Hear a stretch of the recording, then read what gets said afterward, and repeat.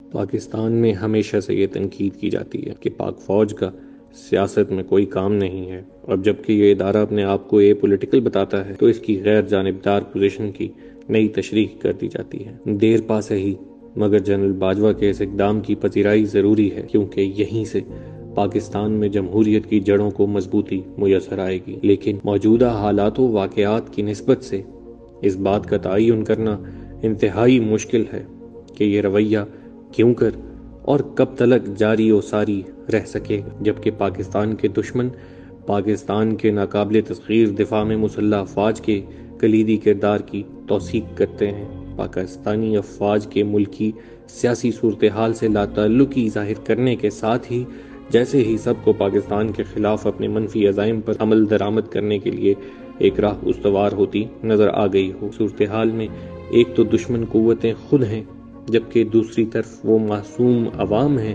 جو کہ ایک مضحکہ خیز بیانیے کی پیروی میں ملوث ہو رہے ہیں۔ شاہین صاحبائی اور حیدر مہدی جیسے اشخاص جو کہ امریکہ اور کینیڈا میں مقیم ہیں، افواج پاکستان سے متعلق یوں بیانیہ جاری کرتے ہیں کہ اس ادارے کے اندر دراڑ وضع ہو اور یہ اپنی ساخت کھو بیٹھے، اور ایسا کرنے کے لیے ریٹائرڈ اور حاضر سروس فوجیوں کے فرضی بیانات کو بڑھا چڑھا کر بتایا جا رہا ہے، جب اسد عمر اور محمد زبیر، پرویز خٹک اور لیاقت خٹک، گلریز افضل چند اور ندیم افضل چند، سردار شہاب الدین خان سہڑ اور سردار بہادر خان سہڑ سیاسی حریف ہونے کے باوجود ایک گھر میں رہ سکتے ہیں، تو عوام کو آپس میں بالکل بھی تعلق خراب نہیں کرنا چاہیے۔ یہ لوگ بھی تو رہ رہے ہیں، پھر آخر ہم کیوں نہیں؟ مزید ایسے بیانیے کی پیروی کرنے سے ایک فاشسٹ بیانیے کو تقویت ملتی ہے جو کہ ملکی امن و امان اور سیاسی صورتحال میں تلاطم پیدا کرنے کے در پہ ہے۔ جمہوری رویے اور اقدار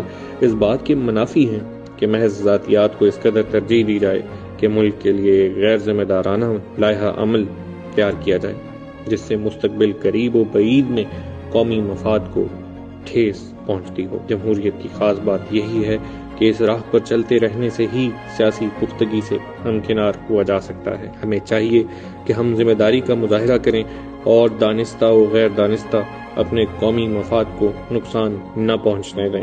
عمران خان کا مقصد فوج کو نشانہ بنانا ہے، اور ان کے جذبات جب وہ حکومت میں نہیں تھے اور اب جب وہ دوبارہ حکومت میں نہیں ہیں بالکل واضح ہیں۔ توشہ خانہ کے حوالے سے پوچھے جانے والے سوالات پر ڈی ایچ اے پلاٹ کا ذکر کرنا عمرانی سوچ کی عکاسی ہے۔ عمران خان پاکستانی فوج کو اپنے سیاسی مقاصد کے حصول کے لیے پنجاب پولیس بنانا چاہتے ہیں۔ ہمیں بطور قوم متحد رہنا ہوگا اور کسی بھی فاشسٹ کے غیر ذمہ دارانہ مشورے سے کنارہ کشی اختیار کرنا ہوگی۔ یوٹیوب پر گوگلی ٹی وی دیکھنے کے لیے youtube.com کی سرچ بار میں گوگلی ٹی وی ٹائپ کریں۔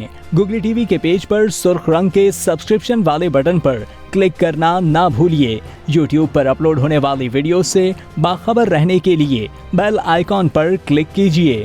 آپ کو ہر نئی آنے والی ویڈیو کے بارے میں نوٹیفیکیشن موصول ہو جائے گا۔